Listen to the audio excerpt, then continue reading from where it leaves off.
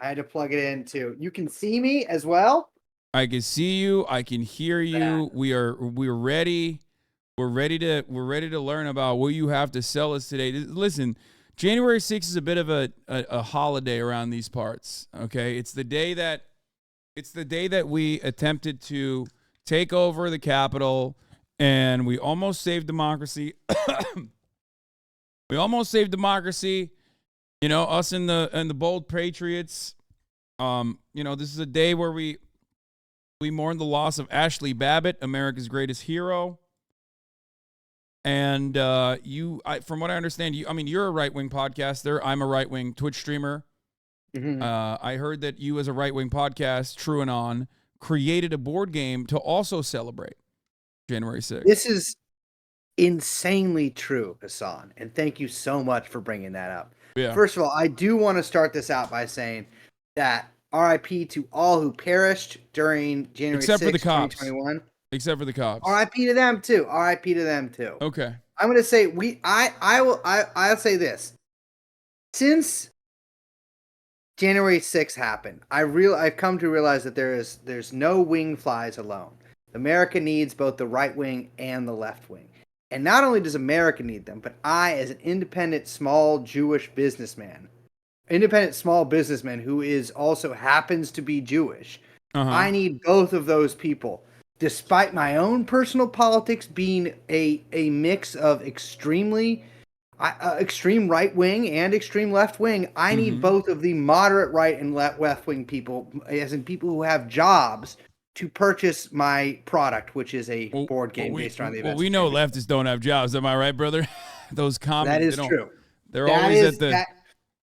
always at the government handout line, except for, you know, when I'm there getting my clearing my disability checks as well. But, you know, I hate big government.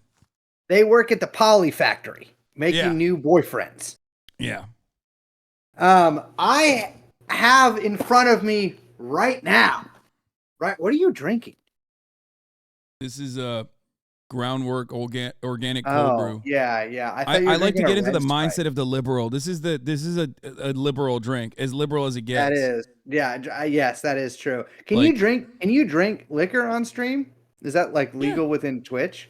Yeah, I think so. I mean, I don't, but you could. I know, but it would be sick. It would, and theoretically, it's very funny to me to imagine a Twitch streamer who, after years of doing it, is clearly just drinking more and more heavily on stream until they become totally incoherent. Yeah, I mean, you're describing like a lot of older Twitch streamers in general, I think, probably.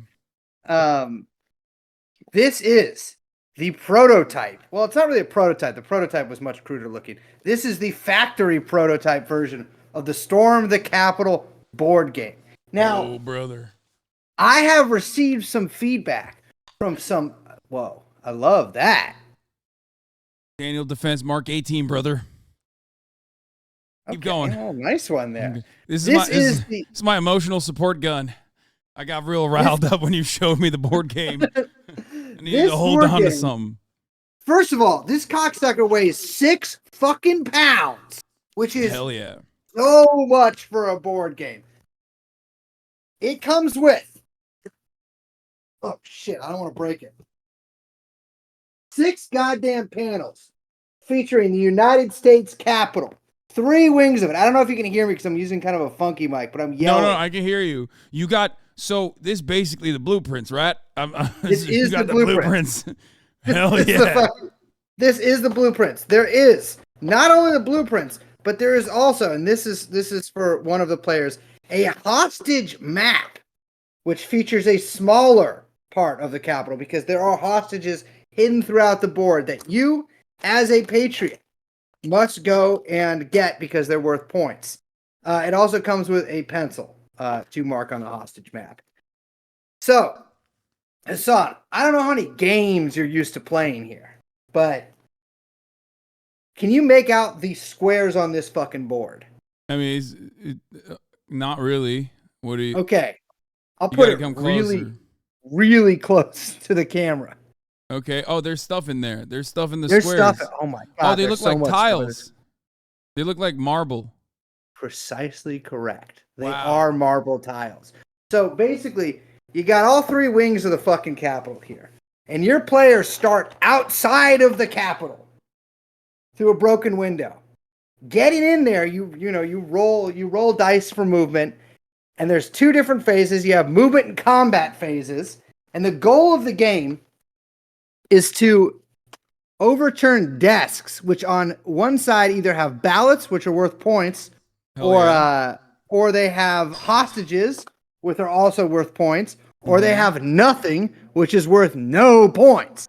And the goal is to get 100 ballots, and once you get 100 ballots, you got to go to the fucking roof, and then you get picked up by Trump in the helicopter, and you change the results of the election.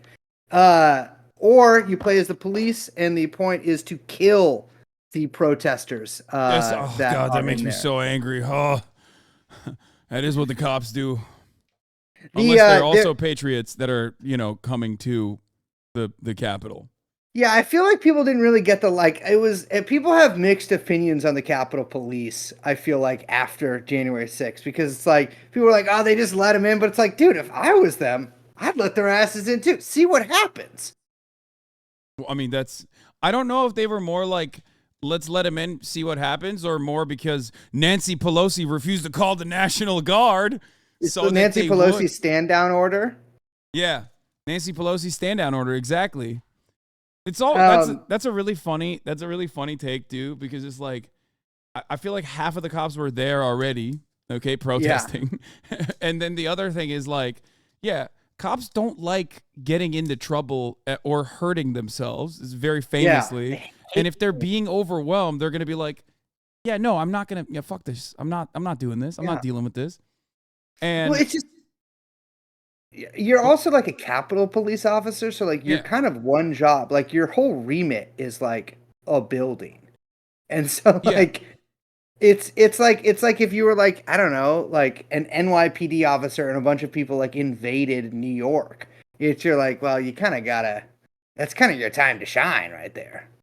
Well, for them, they're only used to beating up like disabled Code Pink protesters, like, you know what I mean? And like zip tying them and stuff. So all of a sudden when they have like a bunch of drunk HVAC business owners coming in, hopped up on God knows what. Yeah, they were using a capsule. I mean, I will say, like, it probably does rule to, like, politics aside, to be able to do, like, Old Boy on a bunch of, like, Code Pink people in the fucking, like, in the halls of the Capitol once a week. But yeah, I mean, it's just, like, because you see all, like, there's, like, 200 people running towards me. I'm not gonna, like, try to stop them. I'm gonna be like, just go in. Just don't hang Mike Pence. But I do think, I will say this, the board game takes no political position on either side. It is pro January 6th in the fact that, like, I'm glad January 6th happened because I thought it was fun. Hell yeah, brother, me too. It doesn't take a side whether it was good or bad politically. It is what happened. And you can recreate it, but I think the absolute best thing that could have happened at January 6th is if they had hanged Mike Pence. And I say that because I think that a lot of Republicans would have been happy that it had happened. I think a lot of liberals, if we're being honest, would have been happy that it had happened. And it would have been a really good piece of news for like a year or two. Oof. Like it would have really had a lot of legs on it. And Mike Pence would like be kind of regarded as a hero instead of like the loser who ran again this time around, only to like quit first before anybody else. Yeah, like it's genuinely, and I say this with not an ounce of irony, hanging Mike Pence would have been honestly the best possible thing to happen to everybody involved. And including Mike Pence, yeah. Including Mike Pence, yeah. It would have completely secured his legacy. Now, there's no like Mike Pence fans out there. Obviously, he dropped out first. But like it would have secured him. His name will be almost completely forgotten in like 10 years. But I like if he had been hanged, there would first of all hero. Be some hero. Liberals would unironically regard him as a hero. I mean, they tried to do it. They tried to do it this time. They did the whole like book tour when he had his book, when he was like, I did the right thing in the right moment, you know? Yeah. I consulted Mother and I was like, I'm going to save democracy. And it's like they tried to do that to his image already, but it didn't work because like he didn't die. You didn't get hanged. He didn't die. Yeah. I And that's agree. the thing is the lack of follow through on Trump's entire team, whether they were for Trump or against him, whether they were undercutting him or whether they were actually one of his true supporters, is pathetic. Because if Pence really wanted to just cement the legacy of those 4 years, he would have gladly offered himself to the crowd. Now he talked about he was like, oh, I thought the Secret Service agents were gonna like assassinate me in the limo.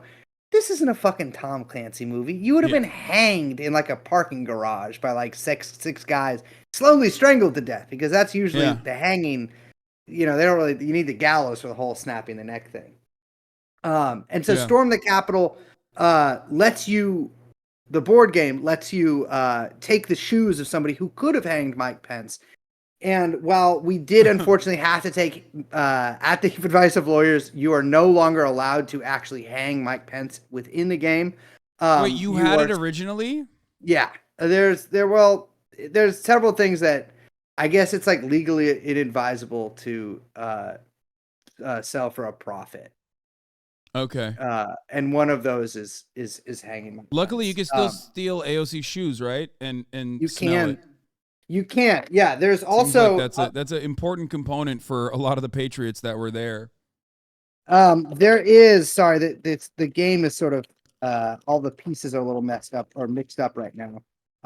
But you can get Pelosi's laptop. You can steal AOC's shoes.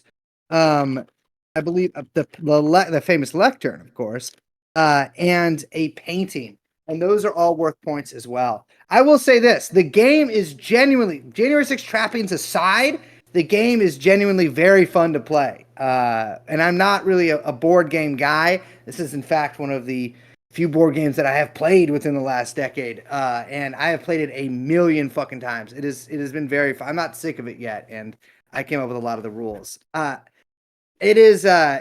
whole thing is like our marketing strategy here is we're trying to sell this to everybody.